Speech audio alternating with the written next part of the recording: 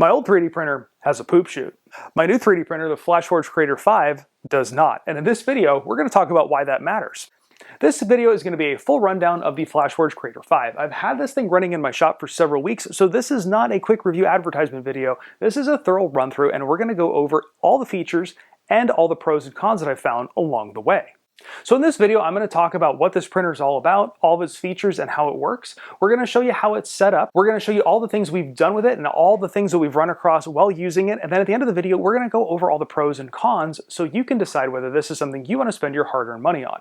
Now, I don't believe in wasting time on this channel, so I'm going to have timestamps down below. If there's any portion of this video you really want to watch or the segments you don't, you can jump around by clicking on those timestamps. But let's talk about what the Creator 5 and what makes this multicolor printer different than this multicolor printer. They're both by Flashforge. The big thing, or two things, waste and speed. Now, I mentioned poop chutes before, and I'm going to say poop a whole bunch at the beginning of this video, so bear with me. But multicolor printers have to do this thing called pooping, or at least some of them do. And behind the printer here, I have a poop chute and a little poop basin, and I made it brown because poop. And inside this is little bits of filament because every time this printer has to change filament out, it has to purge the nozzle and poop out some waste so it can put the new color or the new type of filament in. Now on a simple print like this Benchy here, that's not that big of a deal because it's only having to change filament 1, 2, 3, 4, 5 times. So it's only 5 color changes. But on a more complex print like this koi fish here, you see every layer has several different colors in it. And what that means is every layer it's having to change filaments several times. That means every layer there is going to be several poops. Now thinking bigger here, this 3D printed basketball, this one, I used a different filament for the supports. And that's 300 some odd layers I did supports on, which means it's going to have to change filament 300 times and it has to go back and forth, which means what, 600 poops? That's a lot of poop, but that's also a lot of time. And that's because first it has to pull the old filament out, put the new filament in, heat it up, and purge it through. That's not the case with this printer. With this printer, there are 4 separate print heads, which means the filament is loaded into each one of them. So a color change doesn't take minutes, it takes seconds. About 7 seconds to be exact, which means minutes to seconds. And when you're talking about a print that has as many layers as this, that's a make or break between whether doing the print is practical or not. Now, a lot of people call these things multicolor printers, and while that is true, I think the bigger thing that is cool about them is you can do multi-filament. This is another 3D printed basketball that failed. The supports are so stuck in this thing, they cannot come out. And this is a flexible filament, and the problem is the supports are flexible too. So although the print worked fine, I cannot get the supports to release. How I was successful with this basketball was I printed this in TPU, but I printed the supports in PLA. PLA is brittle, it was very easy to snap off. This was impossible. Although I wasn't doing a multicolor print, I was doing a multi-filament print. Another thing I've done on large prints is if I'm running low on filament, I can print half the print with one spool and half the print with another spool. So I can use half full rolls of filament on large prints, so I don't have little rolls of nothing sitting in my box over there. Now before we get into the rest of the video, I do want to talk about these 2 basketballs. This is actually a PLA that was sent to me from BQ, and it's a bouncy PLA, and this is TPU. I used the same file. Now, this one actually bounces really well. This one doesn't really bounce at all. Now, I do have some more of this filament, and I am going to be printing another basketball using that technique I just talked about. So hit that subscribe button, stay tuned, because once I have that thing done, I'll have a YouTube short out on it. You can check out a 3D printed basketball. Now, setting up this printer was simple. And like I mentioned before, I don't want to waste your time. So I don't do unboxing videos. I think they're a waste of your time and an insult to your intelligence. So here is setting it up in super duper high speed. But I will say that from opening the box to having this thing ready to print took me under 10 minutes. So now that I showed you the quick and dirty setup, let me show you all the prints that we've done and all the different filaments we've done. After the initial setup, I ran a firmware update and then printed the print that I think everybody prints for their first print, a Benchy. Now, this printer does come with 4 very small sample rolls of filament, enough to print your first print. So I ran those through on this one just to make sure all the tool heads were working properly. Everything ran through perfectly and the Benchy came out great. The next print I did was something that I also like to do to test out printers, and that is this fidget ring. All of these things kind of link into each other. It is print in place, so tolerances matter, and we did it with several different color filaments, as well as a clear right up the middle. Now, if multicolor printers is a new thing to you and slicing multicolor prints is a new thing to you, it can be kind of daunting. And I went over the entire process of how to do this in my AD5X video. So I will have that link down below if you need a little bit of help figuring out how to do the multicolor stuff in your slicer. At the beginning of the video, I showed you those two basketballs that I printed. And the orange one, the one where the supports did not release, that was done on a different printer. And I got the idea after doing that one to do it with PLA as the support and TPU as the ball. So this is a small kind of prototype I did to see if that concept was working. So this was the first time I printed a dual filament print, and I printed the body of this ball out of TPU. Both came out perfectly, the ball came out great, but it was very quickly stolen by my cats. So with that test out of the way, it was time to shoot my shot and print a full-size regulation basketball. And this, although it is not the longest print I've ever done, it's darn close to it. It was about 2.5 days start to finish to get this print done. And although this still wasn't the easiest set of supports to release because of all the holes the supports had gotten themselves up into, it was at least possible. Unfortunately, this ball doesn't bounce.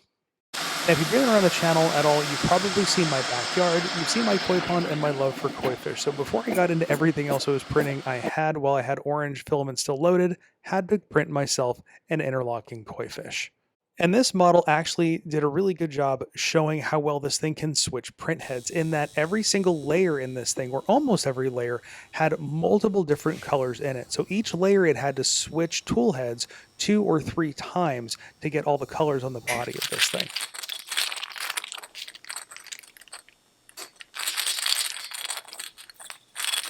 And speaking of fish, this one actually swims. I found this accidentally doom scrolling the other night on Instagram, printed one, it was so cool I printed another one in white. This manta ray you can actually put in your pool and it'll swim all the way across your pool on its own. This one can be found on Maker World. The creator's name is Armengol13. I'm not associated with him anyway, I just think it's really cool what he made, and I'll have a link for this thing down below if you want to check it out. I do a lot of printing in ABS, and I haven't touched on it yet on this video, but this thing is the reason why. This goofy looking car I dragged home from Vegas a couple years ago, and I've been working on restoring it. The entire body and interior is made 100% of ABS. And if you're familiar with ABS, you typically need an enclosure to keep chamber temperatures stable. And it was pointed out to me by one of my viewers in my AD5X video that the printer came with a perfect enclosure, the box it was shipped in. So I tried it with this printer, but there was a small problem. It didn't fit. Which left me in a predicament because I've been working on a Gridfinity project, and the last bin I needed to make, I needed this size print bed to print on. So I just decided to send it and see what happens. And luckily everything came out fine. So even without having the chamber, I didn't have any ABS print issues, no bed adhesion issues, no warping issues. Everything worked just fine. Print beds have actually come a really far way since the days of printing on glass and using glue and slurries so well that my supports didn't want to release from this thing. So I do want to show you a tip if you do wind up printing an ABS. Pour rubbing alcohol on your print bed and let it sit for 5 and 10 minutes. The rubbing alcohol will work its way underneath the ABS and then it'll pop right off. So we've shown you everything we've done with this printer. Now let's go over those pros and cons. First, let's go over the pros. Then we'll tackle the cons. So the first pro is the obvious one, that this is a multicolor, multi-filament printer, and it can do those color changes very, very quickly, which means you can print in multicolor stuff, but you can also print supports and all sorts of other things. And I haven't played around with it, but there's also the water dissolvable filament, which is pretty neat, and I may play around with that soon too. This thing also printed just fine with every filament that I threw at it. PLA, PLA+, ABS, TPU, PETG, you name it. Everything I put through this thing, it printed just fine. Even that PLA BQ stuff, I had to tweak some settings on it per their instructions, but it printed that just fine as well. Unlike my previous printer, which I modded the heck out of, this thing already came with some of the mods. It already came with the camera on board, so I can remotely monitor things and get those high-speed videos that I showed you throughout the course of the video. And it also came with LED lights on board, which is great because I like to turn the lights off in my garage and then I can still get video feed. The build plate on this thing is 256 by 256 with a 256mm height, which is a little bit bigger than my previous one and one of the larger printers that I own. And it's enough to print things like a regulation size basketball. Now this printer works with its Flash Studio software, which means it connects over the network, but if you don't want a network connected, you can just export onto a USB stick, put it into the side, and print it right off a USB stick without having to connect it to your network. But speaking of that network, an issue that I had with my other printer, the AD5X, was it would constantly drop off my network and I'd have to go to the garage and flip it off and flip it back on again. That has not been the case with this one at all. And actually, it's worth mentioning, if you do own one of these things, I just ran the latest update and that issue has stopped happening. Like I mentioned at the beginning of the video, one of the things people keep bringing up is multicolor. And while multicolor is very neat, I really like it more for the manufacturing side of it, where I can use different filaments in the same print. So this thing has successfully printed with PLA and TPU. I've also messed around with ABS and TPU, and those did actually work well together. I was surprised because it does have a difference in temperature, but because it's printing on different print heads, it didn't seem to make a difference. It has a similar sized touchscreen to my previous printer, which is a very responsive touchscreen and makes working its way through menus very easy. There are no buttons on this printer or knobs you have to turn. It's all just simple touchscreen. The loading and unloading process is similar, but not exactly the same to other printers that I've had. There is a lever on each one of these print heads. When you take it off, you push the lever, it snaps the filament off, and then you retract the whole thing out. When you put the new filament in, you just push it through, hit load, and it purges. So I've shown you through the course of the video how well this thing performs, and I touched on some of the pros right there. Let's talk about the cons, or at least some things to be aware of. The first thing that I ran into with this thing is the issue of PLA, stale PLA that's gone brittle, snapping. And it tends to snap right here running into the printer. Now this isn't an uncommon problem, and it's my own fault for using funky old PLA.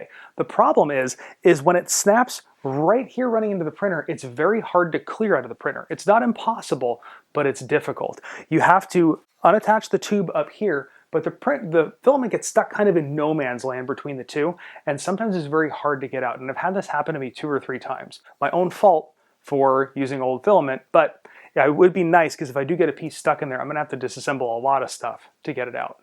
Now what would really be nice is if there was a way that I could just run a tube, like a Bowden tube, out of my filament dryer right into that. And there isn't a way to clamp it in place, although I'm sure given enough time somebody will create a model and I can 3D print when they can do it. In the meantime, I'm planning on running a tube out of here, because there are ports on here, and just running it up to that point. And that way it'll hold my filament in here, keep it dry before it goes through. But an enclosure like this built into one of these, Flashforge, if you're listening, would be really cool.